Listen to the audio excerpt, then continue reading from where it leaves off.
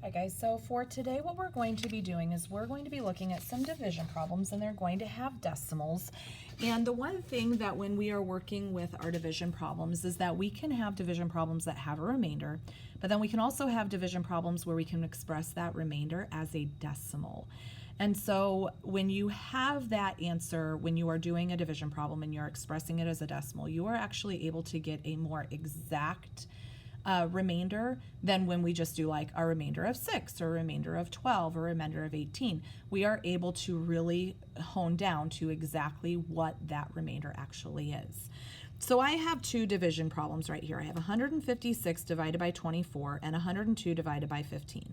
They both have a quotient of 6 and a remainder of 12. But we really want to think, are they equal? Because remember, even though it's got that remainder of 12, we can actually go a little bit further to be able to find that precise exact remainder. And that is what decimals are. So what I would honestly do is we're going to go ahead and we're going to solve both of these two problems. Okay.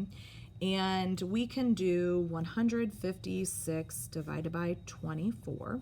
And then I can do 102 divided by 15. All right. So when I have my 24, I'm going to round it down to 20, and I'm just going to write out my list so I know where I want to start. 140, 160. Okay, well, here's the thing, guys. I know it's going to be 6. So if I go 1, 2, 3, 4, 5, 6, I knew that it's going to be this one. And the reason why I'm saying we're just going to do 6 is because I already actually kind of know that. So there is no reason to write that. It just popped into my head like, hey, we already know this. So I know that it can go in 6 times to both of these. But right now I need to do 24 times 6 and I need to do 15 times 6. So we're just going to focus on this one. And just right up to the top here, I'm going to do 24 times 6. 4, carry me 2, 12. Okay, it's going to be 144. So I'm going to subtract 144. And of course, guys, what do I get? I get 12. But here's the thing, guys, is that I want to continue going. I don't want to leave it with a remainder. I'm going to do my decimal. So remember back from one of our modules that we can add a decimal with a 0. It's not changing my value. I'm just basically kind of borrowing that 0. So I'm going to bring down that 0. So now I've got 120. Well, I know that 24 goes in 6 times. It's 144. So I'm going to do 24 times 5. Wow, that equals 120. So perfect. So minus 120, going to equal 0. So now I'm going to come over here and work on this problem. I know that I'm going to do 15 times 6. It's going to give me 90. So I'm going to subtract 90. Okay, 2 minus 0 is 2, and of course I've got 10 minus 9 is 1, so it's 12. So I'm going to add a 0, bring that down. I have 120. Well, let's see here. If I did 16 times 5, or 15 times 6, sorry, I said that backwards. 15 times 6, I'm actually going to try 16 times 8. Let's just see what 16 times 8 is. 6 times 8, oh, actually, sorry, it should be 15. Gosh, I'm doing this backwards. So 5 times 8 is 40, 4, 8 times 1 is 8 plus, oh, I guess kind of right. So I'm going to add my decimal, and it's going to be 8 minus 120. Now take a look at these expressions, guys, or my answers, my quotients. 6 and 5/10, 6 and 8/10. They are not equivalent. So they might be equivalent when I have that remainder up here, but when I go down and I'm really looking at that precise remainder in my decimals, it does give me a better accurate answer that this quotient is actually bigger. Now what you guys can do is things that we know how to do some of the work. You guys can actually create your own problem that is a remainder, that is a quotient of 6 with a remainder of 12. Guys, you already know how to do this. Of 6, remainder 12, 6, remainder, oh, sorry, 6, remainder 12. You guys just need to know that if I have this 12 right here, that means that this number that I start with is going to be what? Okay, it would have to probably be bigger, right? So, or smaller than that, because remember our remainders cannot be anything like meaning that I can go in one more time. So I could have this one as 10, I could have this one as 9. Okay, so you guys can actually go ahead and do some of those problems, or actually, no, sorry, it needs to be greater than. I'm doing that backwards. It needs to be greater than. So I could choose 13 and I could choose 14. I could shoot, we already have 15 up there. I could choose 16 and 18. I could do any of those. So you guys can create your own problem. So now what we're gonna do is we're gonna come down to letter 2. And it does want me to divide and it does want me to check my work with multiplication, okay? So I'm going to go ahead and I'm just gonna set up my problem of 36 and 1400ths divided by 13. And then, so guys, for this one, I would be rounding it 10, 20, 30, 40, 50. And guys, take a look at this. I've got 11 here and 13 here, so I could honestly use this. I'm going to look to see if I do 13 times 3, but you know what, guys? I already know that in my head that 13 times 3, it's going to actually be 39, so it's going to be too big.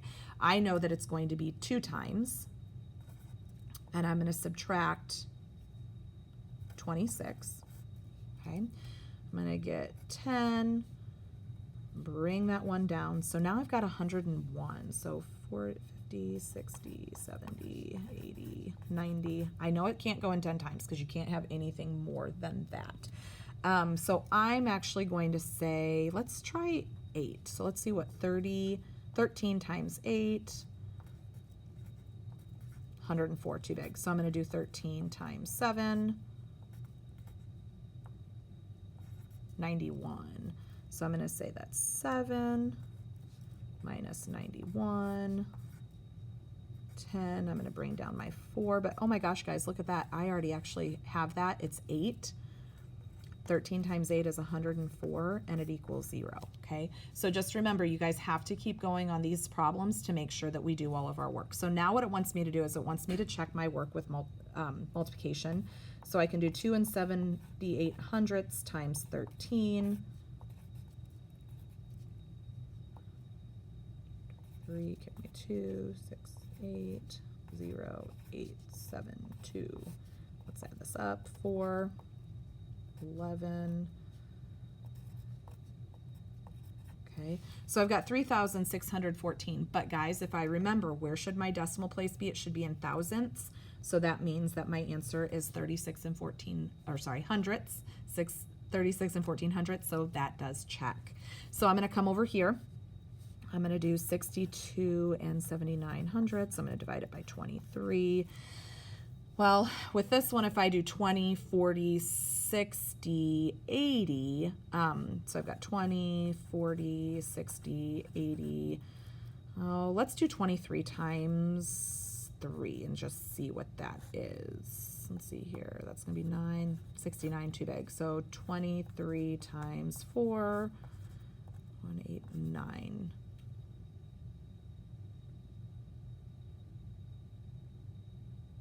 Oh, I should be going backwards, not up, guys. It was too much. So hopefully maybe I can use that again. 6, and then 46. So I know that that goes in 2 times. I'm going to subtract 46. Let's see here. 6, 5, 12, 16. Bring down my 7. I'm going to add my decimal first. I have 23 goes into 167. Goodness, how many times? Well, I know it's not going to be the 4. So let's do 23.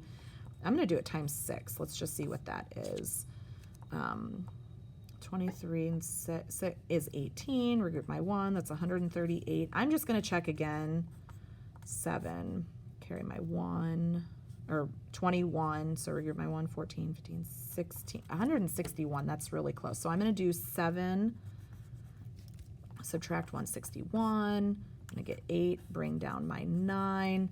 Well, guys, I can kind of look up here that, oh my goodness, so 92, too big, 69 is going to be my best bet. Subtract 3, subtract 69.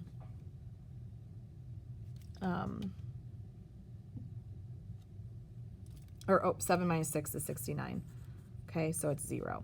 All right, so then I'm going to do this 2 and 7300ths times 23. 9, 1, carry my 2, that's 6, 7, 8, 0, 6, carry my 4, 1, that's going to be 5, 9.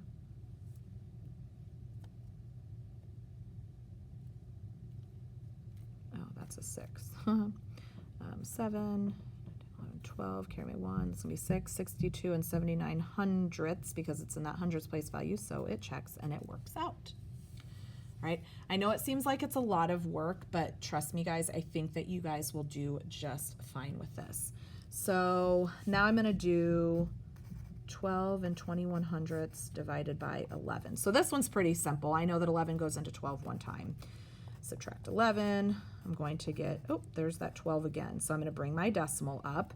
11 goes into 12 one more time. Subtract 12, oh, subtract 11, bring up my 1, bring up my 11, oh, goes in one time. Subtract 11, now I've got 0.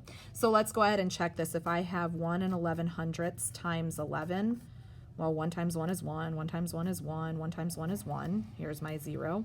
1 times 1 is 1, 1 times 1 is 1, 1 times 1 is 1. And when I add these all up, and I put my decimal because it's that hundredths, it does match up. All right. So we're going to go ahead and do this last one of 6 and 89 hundredths divided by 13. And you know what, guys? Because I've already done this, I've done some work over here that I could just use some of this work that I've already done to help me with that. So let's see here. I've got 60, it doesn't go in 6 times, so I'm going to put my decimal here, 68 times. So let's take a look. 68, I knew 13 times 3 was 39. Let's try 13 times 4. So let's do 13 times 4 equals 2, carry the 1s, 52. Let's try 13 times 5. 65. So I want to go ahead and use that. So subtract 65. 3, bring down my 9. Oh, look up here, guys. I knew that 13 times 3 was 39, so I can use that 3. Okay, so now I'm going to go ahead and take this 53 times 13, 9, 5, 1, 0, 3, 6. I'm going to add this up, 9, 8, 7. But remember, it is, oh, what did I do wrong? I've done something wrong here because it doesn't match up. So 53 times 13, 3 times 9, 15, 0. Because 5 times 1 is 5, guys, not 6. 5, 6, and then remember it needs to be in that hundredths, so it's going to be 6 and 89 hundredths, so it checks.